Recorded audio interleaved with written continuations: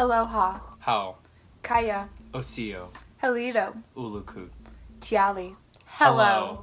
This week on TOK Unsolved, we are going to investigate the area of knowledge of indigenous knowledge systems, specifically through the lens of the ways of knowing of language and imagination.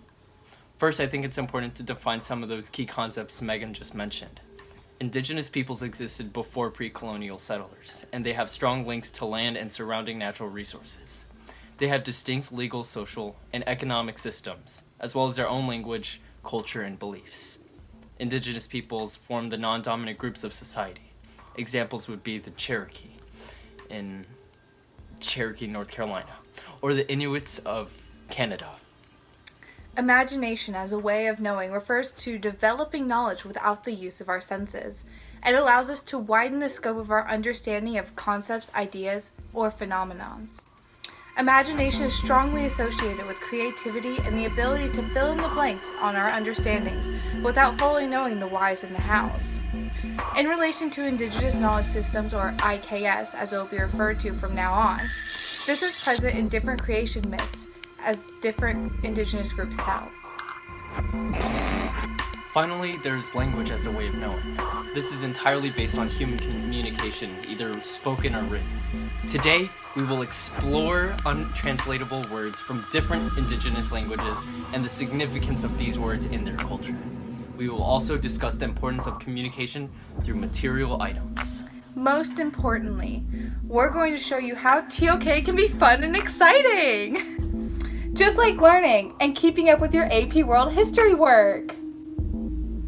Okay, so sit back and relax. Enjoy the ride. We're gonna go do some learning. So here we are in Arizona, one of the states that hosts the Navajo Nation. Arizona is also where they filmed Return of the Jedi! Wow, that's so interesting, Bill. I'm glad we went all the way from North Carolina to Arizona with the purpose of talking about IKS just to go to the spot where they filmed The Last Jedi. Okay, that was really unnecessary. Anyways, imagination as a way of knowing can be seen through the creation myth of the Navajo natives on how the world began. They explain the creation of the world with this story. Long ago, a world not like our own existed. It was called the First World, and it laid in darkness and emptiness except for 6 beings. They were first man, first woman, salt woman, fire god, coyote, and Begochitty, the son of the sun. Begochitty first created 4 mountains. White mountains in the east, blue mountains in the south, yellow mountains in the west, and I think black mountains in the north. Yet this did nothing to cure the present darkness. First man, coyote, are you there? I'm to your left. Okay, I'm coming. Ow! Oh, stupid mountains. The 6 beings grew tired of the constant darkness, so they left the first world and went on to move on to bigger and better things. However, at the center of the first world, Begochitty planted a seed which grew to a tall, hollow reed. He gathered up all his creations and crawled inside this reed, which connected the first and second world. Road trip! It's really tight in here. Oh, shut up. The second world was light and blue, however it was already occupied by the cat people. So naturally, the first beings and the cat people fought for like years on end, yet nothing was resolved. So Begochitty collected his creations once again and returned the hollow reed. Wow, I am loving the blue tones here, and hey, I can actually see what's in front of me. Who are you and what are you doing here? I think so. Achoo! We have to be. Achoo! All right, epic. Ah! There's a bee. Okay, epic fight scene. 3. Jesus. Are you done? Achoo! Are you done?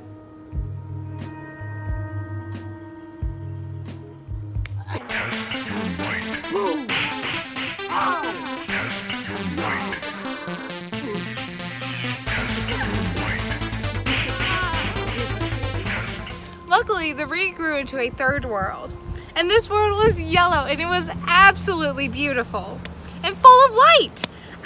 The first pigs were super stoked about this new world and built many camps and had a bunch of kids. Chitty created rivers, lakes, mountains, and a bunch of animals and birds. The first beings lived happily there. Wow, I really love this third world. It really lets me express my creativity. I hope nothing bad happens. But as they say, all good things come to an end. One day while Coyote was walking along the river, he found a baby. Cute.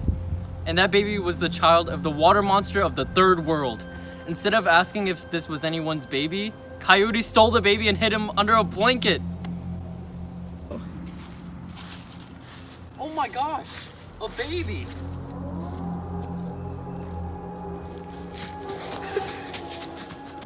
As anyone could guess, Water Monster was pretty upset that his son was kidnapped. So he sent intense rainstorms from all directions and flooded the third world. Chitty and his creations tried to run to the hollow reed to escape and made Coyote give back the stolen baby. But it was too late. The third world was already flooded. The water rose to the base of the fourth world. Locust helped carve a hole into the next world, and all of Chitty's creations crawled out and rebuilt their society. Chitty went back to the things he's best at, creating. He created mountains, the moon, the sun, and the stars in the sky. The fourth world was not as beautiful as the third world, but it became home to the Navajos. Chitty taught the men and women how to live. He taught them how to plant corn, squash, and beans, and how to give thanks for their harvest. And that is how the Navajos came to be. It only took 4 worlds. Creation myths like the one of the Navajos are a great example of imagination as a way of knowing.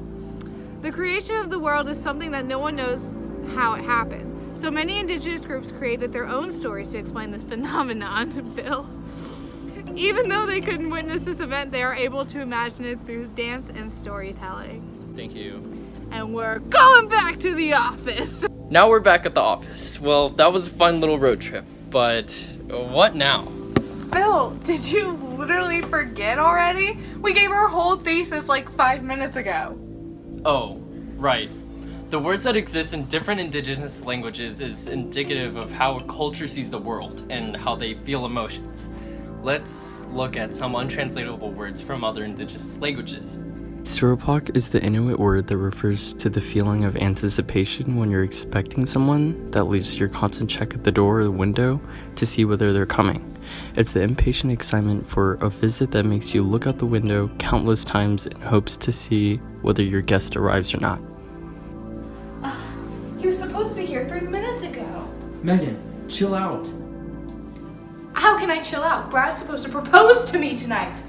Looks like you got the classic case of Itska Tuparak. Mami Hlapananape is the Yagan word that refers to the wordless, meaningful look shared by 2 people who both want to initiate something but are reluctant to do so. It can also refer to the unspoken but private moment shared by the 2 people when each person knows that the other person understands and is in agreement with what is being expressed. Mokita is a word for Kavila, or from Kavila, that expresses a truth everyone knows about but agrees not to talk about. Tingo is a word from Pasquinese that means to gradually steal all the possessions out of a neighbor's house by borrowing and not returning. Oh my gosh, Bill, what's up? Welcome to my house. Can I borrow this? Oh yeah, for sure. Oh, okay, I'll see you later. Oh my gosh, Bill, back again after a few days. I need this. Hey, do you want to hang out? I know, I'm sorry, I'm really busy. Oh, okay, I'll see you later. Bill, maybe we can actually hang out again today. Maybe, like, you can stay up for a little bit. Do something. Oh, do you, Yeah. are you gonna leave with that? Yes, sorry, Hey, you're committing tango on me. Hey! Of course, language is not just spoken words. In many indigenous cultures, the language is conveyed by traditional dances and music. In Hawaiian culture, hula and its chants serve as a way in keeping history, genealogy, mythology, and culture recorded for future generations. It persisted during a time when written language did not exist. With each hand gesture, step of a foot, swaying of a hip, a story is told. Hula connected the Hawaiians with their lands and with their gods. In Hawaiian culture, leis are created by someone and given to someone else with the purpose of decorating that person for an emotional reason. Usually it is a sign of affection. Events where leis are given include graduations, weddings, and other big events.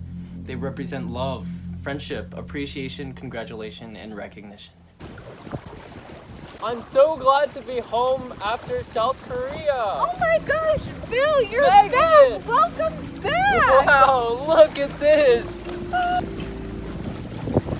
And that's it for today on TOK Unsolved. So, just to recap, imagination as a way of knowing can be evaluated through the creation myths, or just any myths in general, of indigenous peoples.